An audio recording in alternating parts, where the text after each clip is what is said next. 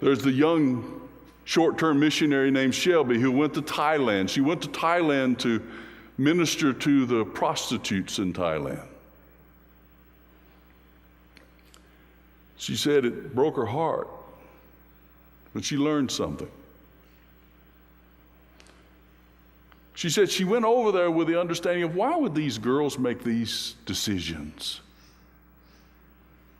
Why would they make such poor decisions about their life? Why would they allow themselves to be exploited this way? But she said, when I actually got over there, when I actually sat down with these girls and I talked to them, I found out that every one of them either had a husband that had left them, they had children they could not feed, or parents they were taking care of.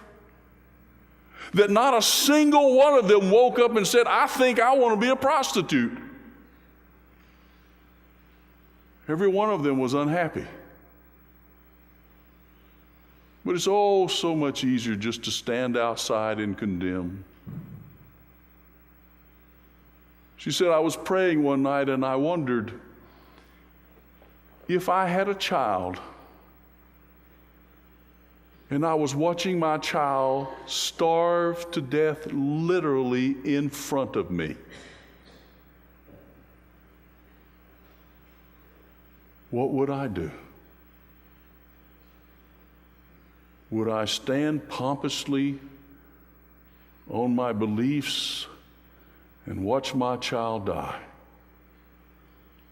Or would I feed my child? We need to walk a mile in others' shoes.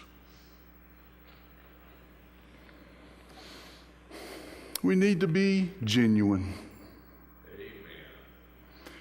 Plastic Christians are not any fun.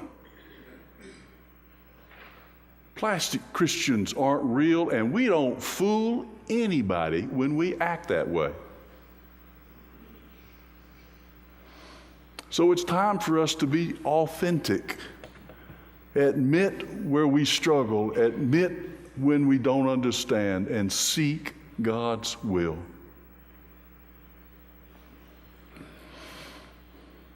We need to be friend to others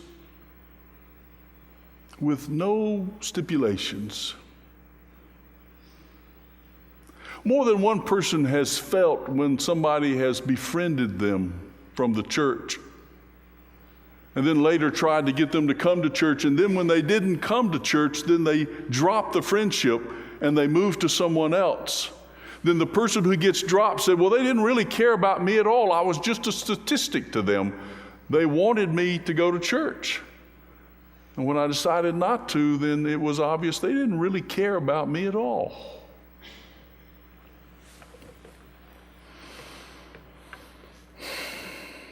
However, I am stuck in a difficult place.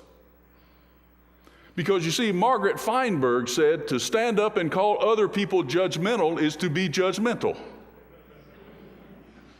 So I'm caught in my own logic on this thing. See, what I'd like to do is pound this pulpit and say, let me tell you what's wrong with those people. But Feinberg says the moment I do that, I condemn myself as one of those people, pounding the pulpit about others. That's a challenge. Mike Foster, who's the president of an organization called Ether, of which I have no idea what it is, says that we have to, number one, admit we got an issue with it.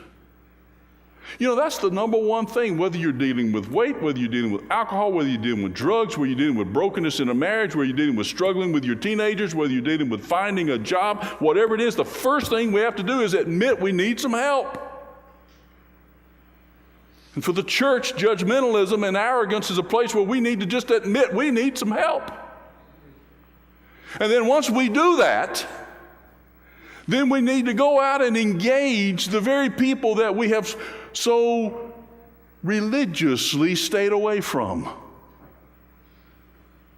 so that we might love our neighbor.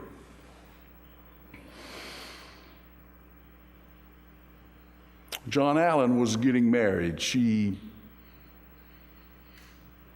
she was getting married. So she did what all brides-to-be did. She had this bridal book with this to-do list about 1 billion miles long. And her fiance, she assigned certain tasks to him. She said at one point they were having a business meeting, not a date, to see his progress on his side of the to-do list. And he had come up short. So she nailed him to the wall about coming up short.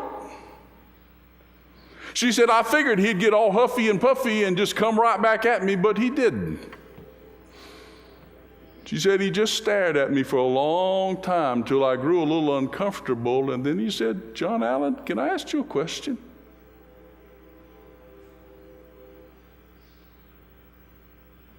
Are you this hard on yourself as you are on others? She said, for a long time, I thought. And then tears filled my eyes. And I said, yes, I am.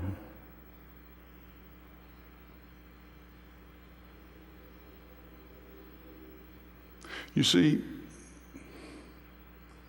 we can't offer grace till we experience grace.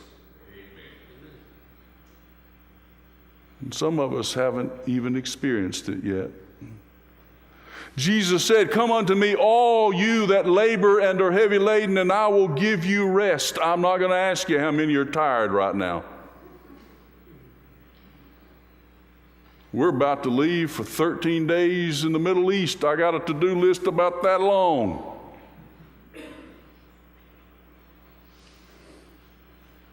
Had a nightmare last night, but it wasn't about the Middle East. Everybody thinks I'm worried about the Middle East. I don't really like flying, but mainly because I'm too big for the seat. But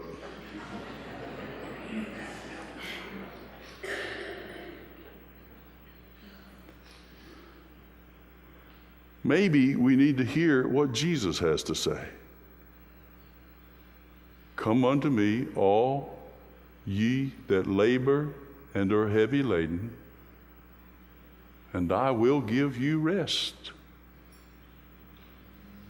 My yoke is easy and light. Makes you wonder how we do Christianity. Maybe we do it wrong sometimes.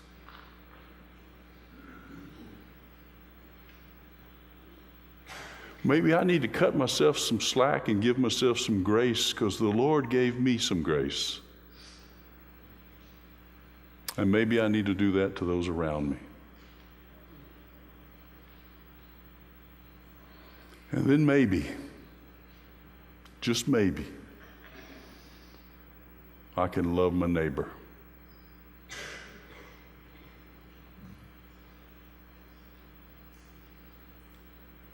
In Jesus'